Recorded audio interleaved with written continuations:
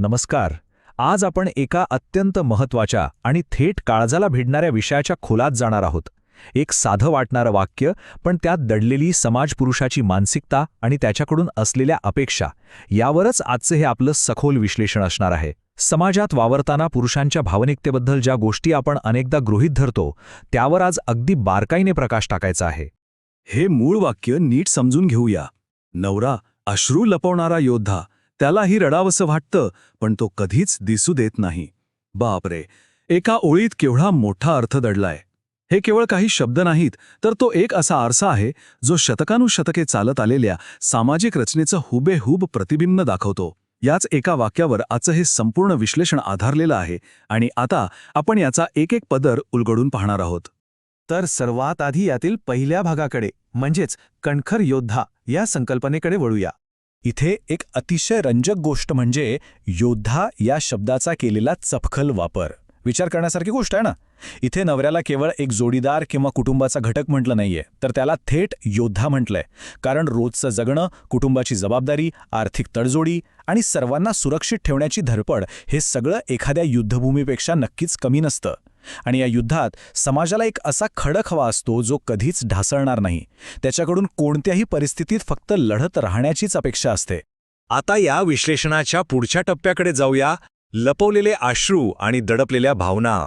बाहेरून दिसणारं रूप आणि आतली खळबळ यांत किती जमीन आसमानाचा फरक असतो हे इथे अगदीच स्पष्ट होतंय. एका बाजूला आहे ती बाह्यकृती, अश्रू लपवणारा, म्हणजेच चेहऱ्यावर एक निर्विकार कणखर भाव ठेवून वावरणारा, आणि दुसऱ्या बाजूला आहे ती अंतर्गत भावना, त्यालाही रडावंसं वाटतं. हाच तर तो सर्वात मोठा विरोधाभास आहे.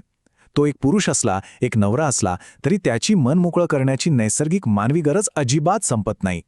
हे द्वंद्व, ही ओढाताण त्याच्या नकळत सतत सुरूच असते. आणि इथूनच सुरुवात होते ती एका मूक संघर्षाची, ज्याला आपण अदृश्य भावना म्हणू शकतो. हा भावनिक प्रवास कसा उलगडतो ते पाहूया. पहिली पायरी म्हणजे जगात एक कणखर योद्धा म्हणून आपलं अस्तित्व टिकवून ठेवणं. दुसरी पायरी म्हणजे आत कुठेतरी रडावंसं वाटण्याची इच्छा निर्माण होणं, म्हणजेच आपल्यातल्या मानवी भावनांचा अनुभव घेणं. आणि तिसरी, सर्वात क्लेशदायक पायरी म्हणजे जाणीवपूर्वक असा निर्णय घेणं की हे अश्रू कुणालाही दिसता कामा नयेत.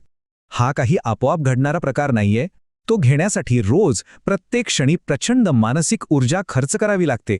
म्हणूनच या वाक्याचा अगदी शेवटचा भाग थेट मनाला भिडतो, पण तो कधीच दिसू देत नाही.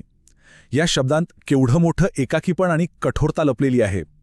स्वतःच्याच खऱ्या भावना स्वतःपासून आणि जगापासून लपवून ठेवण्यासाठी चेहऱ्यावर जो मजबूत मुखवटा लावावा लागतो, तो निरंतर सांभाळणं किती थकवणारा असेल याचा आपण फक्त अंदाजच लावू शकतो.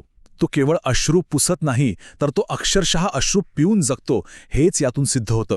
मग या संपूर्ण वास्तवाचा अभ्यास केल्यावर एक अत्यंत अस्वस्थ करणारा प्रश्न समोर उभा राहतो.